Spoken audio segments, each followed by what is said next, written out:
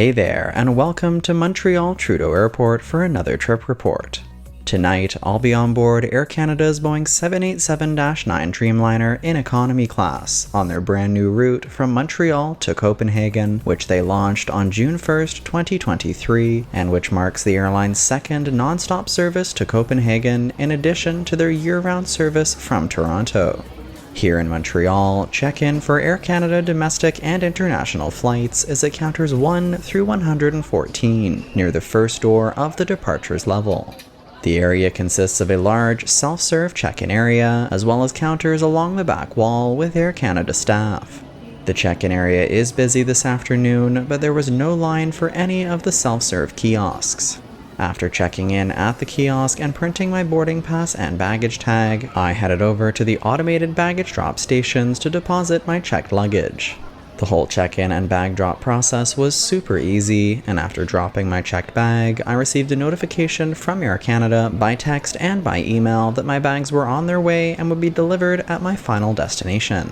Next stop is security screening, and with the summer travel season well underway on the Friday afternoon before the Canada Day long weekend, it's very busy. Here in Montreal, the domestic and international gates use the same security checkpoint, and the total wait time from joining the line to exiting screening today was about 25 minutes. Popping out of security and taking a look at the departures board, my flight is AC 826, which is scheduled for departure at 6 p.m. from gate 64. The international section of the terminal is to the left out of security and consists of gates 52 through 68. To enter the international area, you have to pass through a checkpoint where you scan your international boarding pass to be granted entry. With no queue at the checkpoint, I'm now in the international section of the terminal and continuing the walk to my gate. In this area, we have duty-free shopping, restaurants, cafes, and other stores. The architecture and styling of this part of the terminal is very impressive, with a very modern and crisp feel compared to the domestic part of the terminal. Gate 64, where I'll be departing from today, is at the head of the International Pier, which is a large open space with 9 gates around the perimeter and is home to more shops and restaurants. At the gate, there's traditional rows of bench seating near the windows, as well as lounger chairs and additional seating in the center of the concourse. Taking a look at my aircraft for tonight, I'll be on board this 7.5-year-old Boeing 787-9 Dreamliner that was delivered new to Air Canada in November 2015. As of July 2023, Air Canada has 30 Boeing 787-9s in their fleet, with an additional 2 on order. These aircraft are deployed on a variety of routes from domestic cross countries to some of Air Canada's longest transatlantic and trans-Pacific routes. With boarding getting underway at 5:20 p.m., 5 minutes behind the scheduled 5:15 p.m. start time, let's talk about how Air Canada boards their aircraft. Air Canada uses zone boarding, with Zone 1 for business class and Aeroplan Super Elite members, Zone 2 for Premium Economy and all other Aeroplan Elite status members, and Zones 3 and up for economy passengers without status. Stepping on board, to the left we have business class, which consists of 30 lie-flat pod-style seats in a 1-2-1 seating configuration, and to the right we have premium economy first, which consists of 21 recliner seats in a 2-3-2 configuration, and behind that we have economy class. In economy class on this aircraft, there are 247 standard seats in a 3-3-3 seating configuration. I'm booked in seat 29A for tonight's flight, which is a window seat on the left side of the aircraft. The seats have a fabric back and base with a leather adjustable headrest at the top. Every seat is equipped with its own personal touchscreen entertainment system that's loaded with on-demand content, which we'll explore later in the flight. Row 29 is at the rear of the first economy class seating section, meaning that it's very close to the mid-cabin lavatories. It's also important to note that row 30 that's directly behind me doesn't have a window, so seat 30A is definitely one to avoid.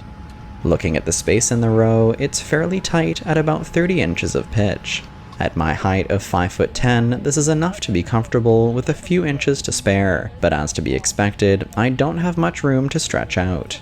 The standard economy class seats are 17 inches wide with a fixed armrest to my left and a raisable armrest to my right that also houses the recline button for my seat.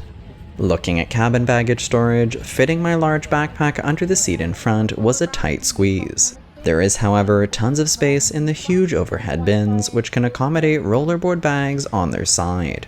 Overall, for a 7.5-year-old cabin, it looks and feels pretty modern and fresh. Looking at what was provided at the seat when we boarded the aircraft, we have a pillow and a blanket to hopefully help me get some rest on this overnight flight. Looking at the seat back in front, at the top we have the entertainment screen with a headphone port for connecting to the system audio and a USB-A charging port on the bottom edge. Below the screen we have the tray table for the seat, which flips down for use and is mounted on rails such that it can slide inwards and outwards. Below the tray table we have a pocket for storing the provided reading materials along with any other items you wish to place here. Taking a look at what's provided, we have the safety information card for the Boeing 787-9 Dreamliner and an air sickness bag. On the overhead panel above the seat, we have adjustable air vents and personal reading lights for each seat, with the control for the lights located on the entertainment screen. Every economy class seat also has access to AC power outlets, with 2 outlets shared between the row of 3 seats. The outlets are located near the floor between the seats in front.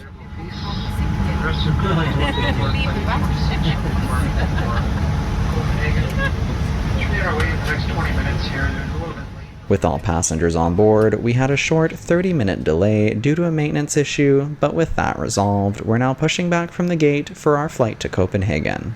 Expected flight time this evening is 6 hours and 10 minutes. Please note that the exit signs on this aircraft are identified by a green symbol, the arrows, and make sure you remove it before securing your own mask over your mouth and nose. À la magie.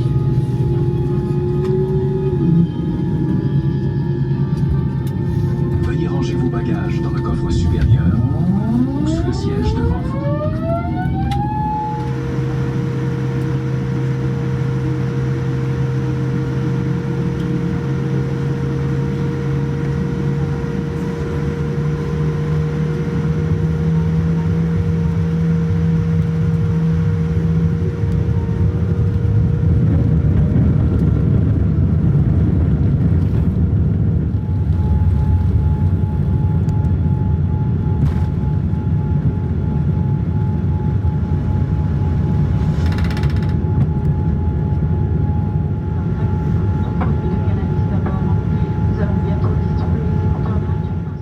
As we climb away from Montreal, I'm playing with one of the cool features of the Boeing 787 Dreamliner, the adjustable window dimmers. Instead of standard pull-down window shades, these aircraft have a dimmer technology with 5 different levels of light permeation control. Another great thing about the Dreamliner windows is that they're huge, giving you great views and letting lots of natural light into the cabin. While we wait for dinner service to begin, let's check out the seatback entertainment system.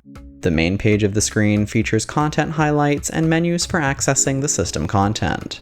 Along the bottom edge, we have a bar showing our progress in the flight thus far, and along the top, we have the settings menu and controls for the overhead reading light and calling an attendant.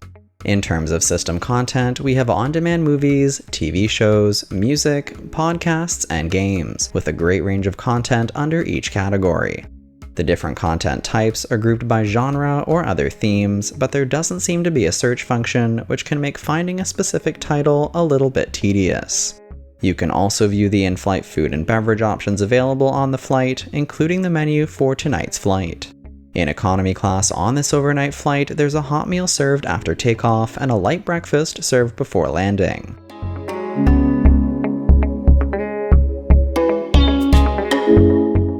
The screen also has instructions for connecting to the in-flight Wi-Fi, which we'll explore in a bit, as well as a news section provided by AFP.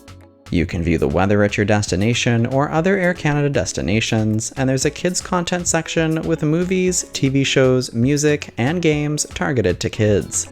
There's also a city guide section where you can read about different Air Canada destinations, some of their attractions, restaurants, shopping, transit, and even view a city map. This is a great feature for familiarizing yourself with where you're headed.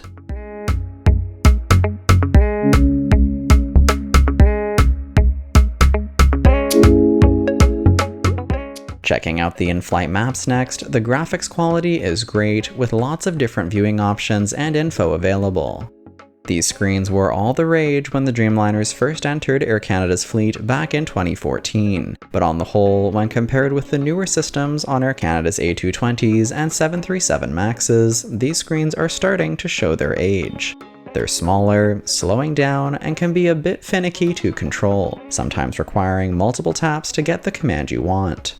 Overall, still a great system and in good shape for being 7.5 years old.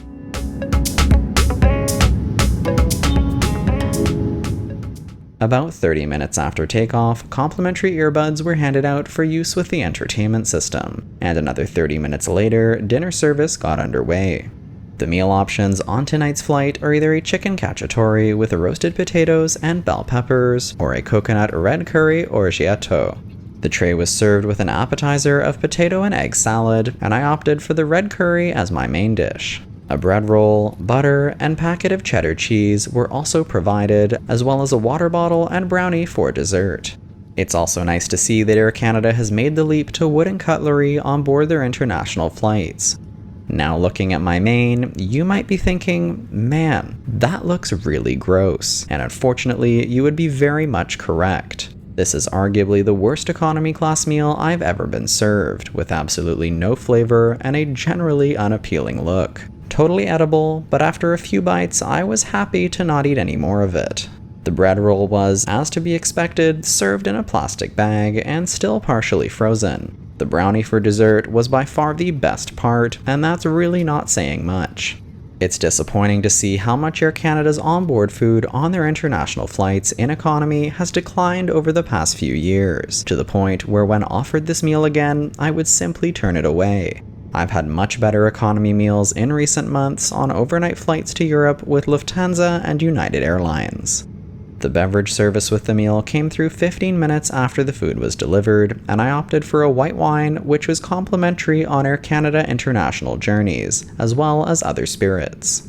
With dinner done, trays were collected about 40 minutes after they were initially delivered, and coffee or tea was offered. With some passengers settling in for the night, the recline on these Air Canada economy class seats is nothing impressive, with only a couple inches available. Pulling out my laptop to get some work done before I get some sleep, there's not a ton of room to use a large laptop in these seats, with just enough space for my screen with the seat in front reclined. These aircraft are equipped with Wi-Fi, though it is a paid service. To connect, you join the AC Wi-Fi network, and a pop-up window will bring you to the homepage with some limited flight information, the weather at your destination, and the flight progress. You can also view the Wi-Fi packages available for purchase, or if you're an Aeroplan member, you can access the free in-flight messaging service offered by Bell, which allows you to use Wi-Fi-based messaging services like iMessage and WhatsApp free of charge.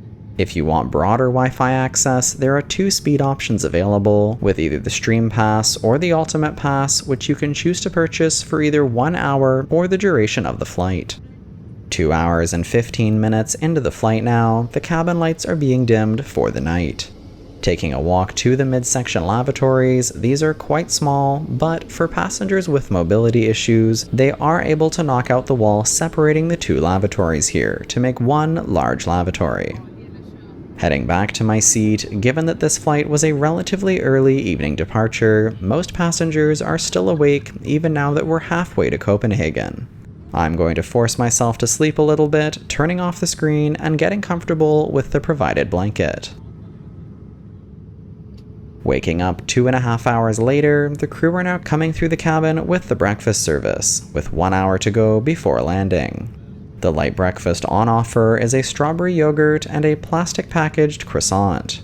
As to be expected, with any kind of baked good delivered in an airtight plastic bag, this was pretty stale and unappetizing. 3 local time, on the gate right around 7 o'clock. Beautiful morning there, just some scattered component clouds, temperatures 50 degrees. That's a good late thing. On descent towards Copenhagen now, I'm not sure what weather forecast our captain was looking at when he said that it's a beautiful morning here, because it most certainly is not.